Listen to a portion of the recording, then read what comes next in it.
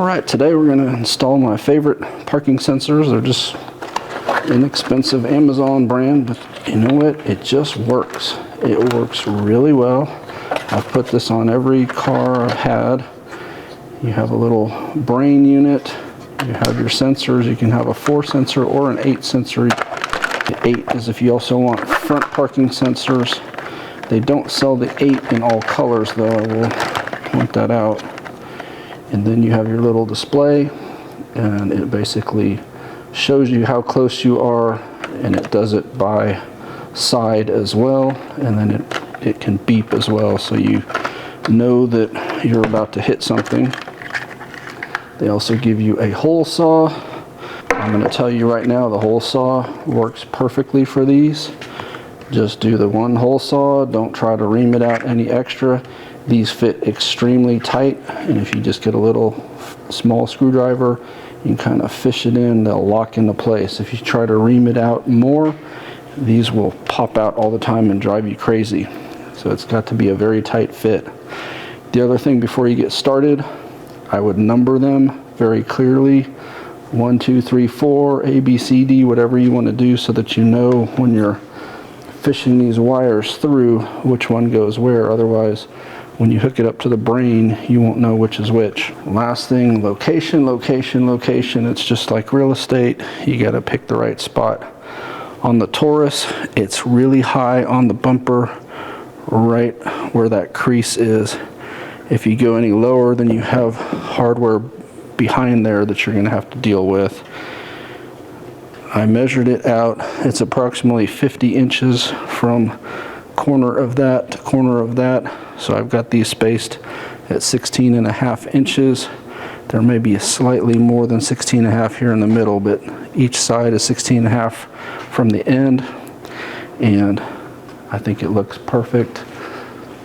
It looks very balanced.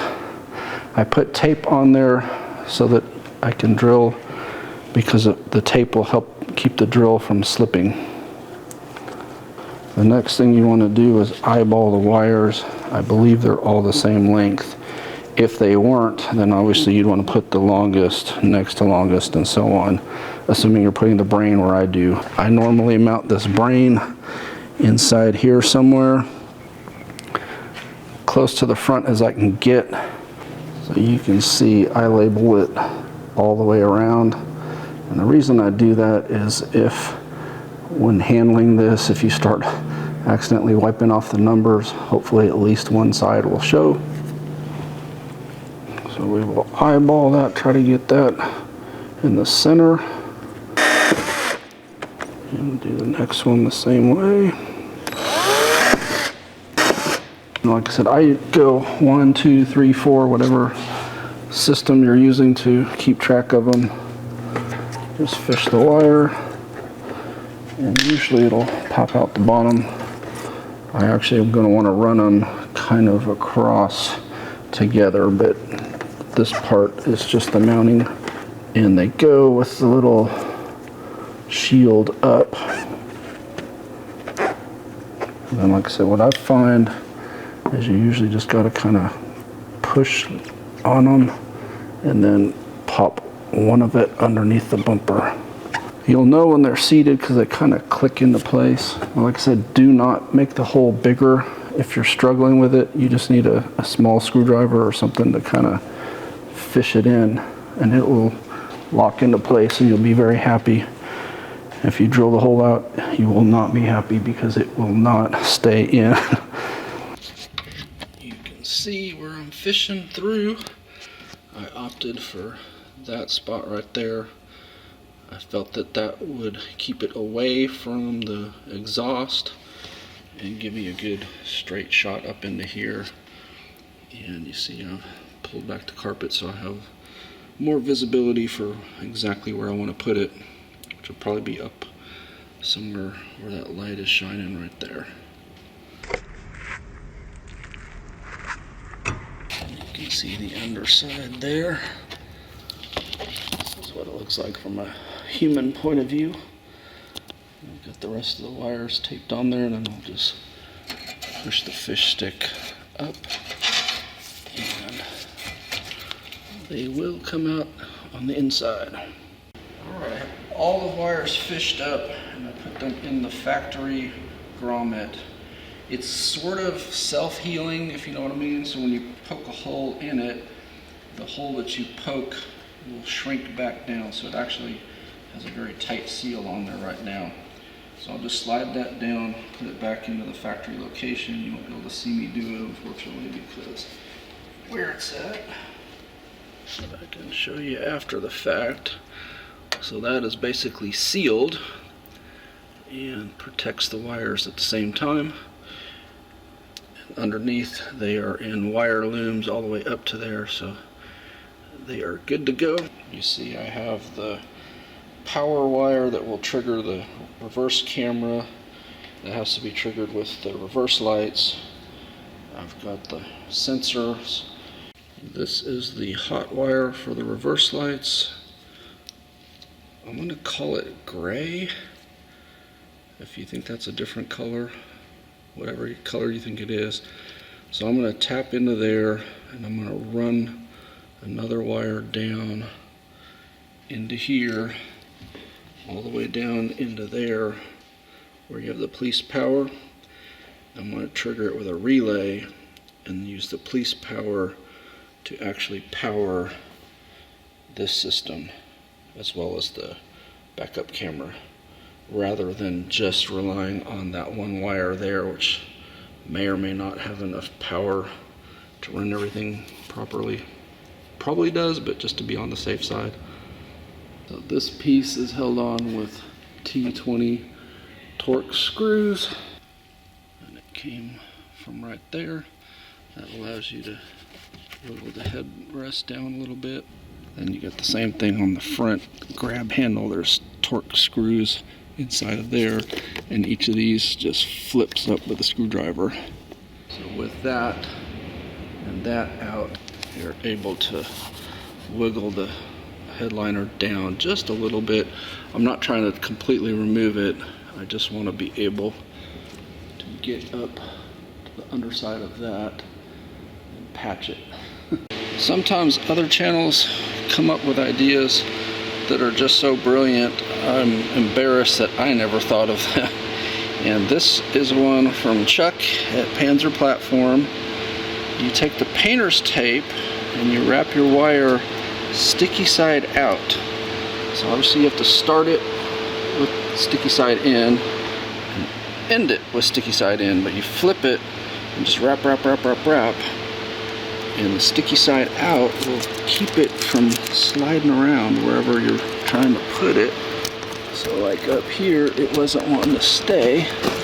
It kept falling. And with the sticky tape on it,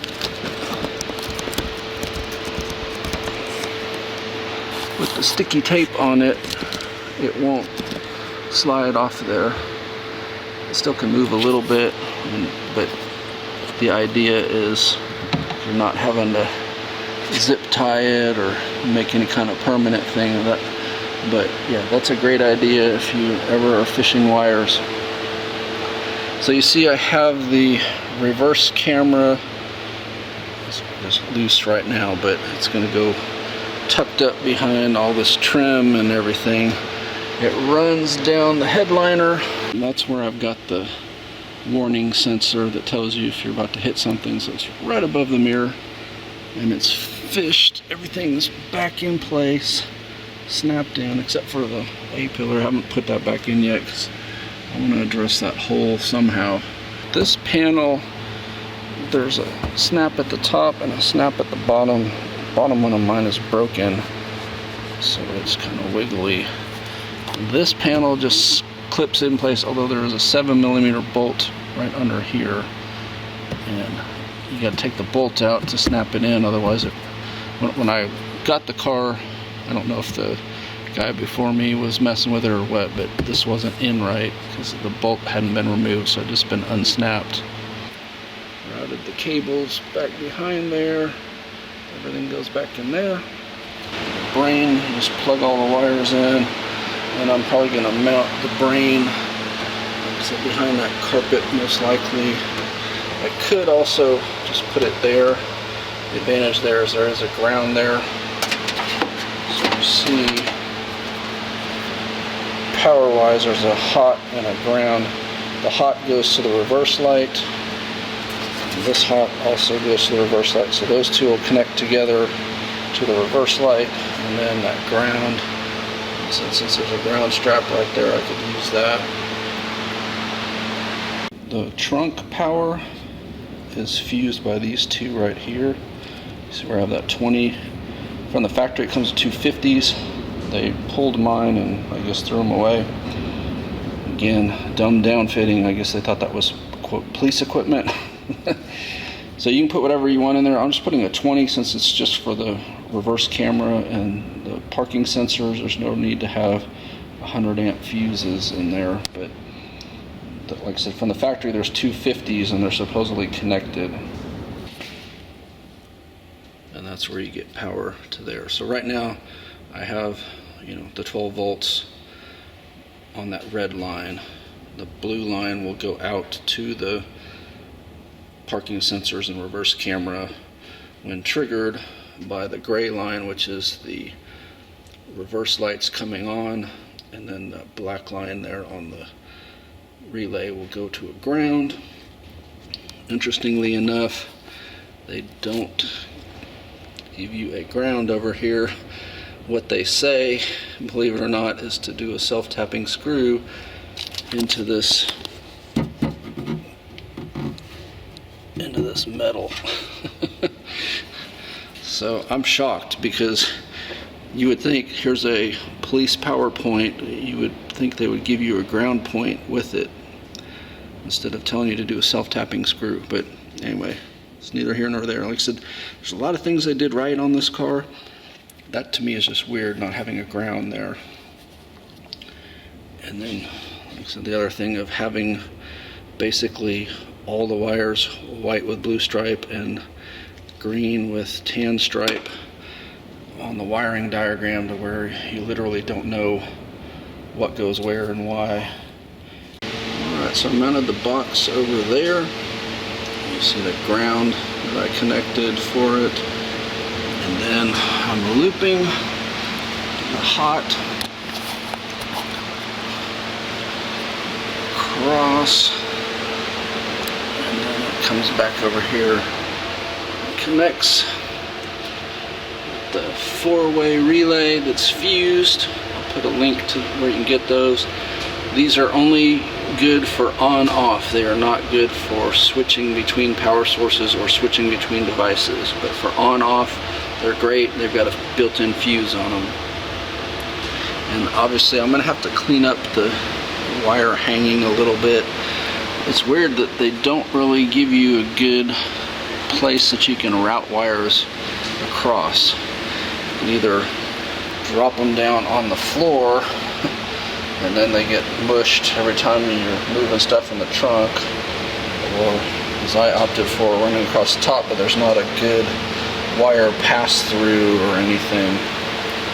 So I'll probably end up doing a better job of putting them in a loom and trying to find routing. I was hoping to get it up under the metal when I was running the fish stick, and I can get it from in there, and I can get it stuck over here somewhere, but I can't get it to come out basically where you see that zip tie. I was hoping I could get it to pop out there and then actually fish the wire all the way up under the metal there, and then have it come out on this side.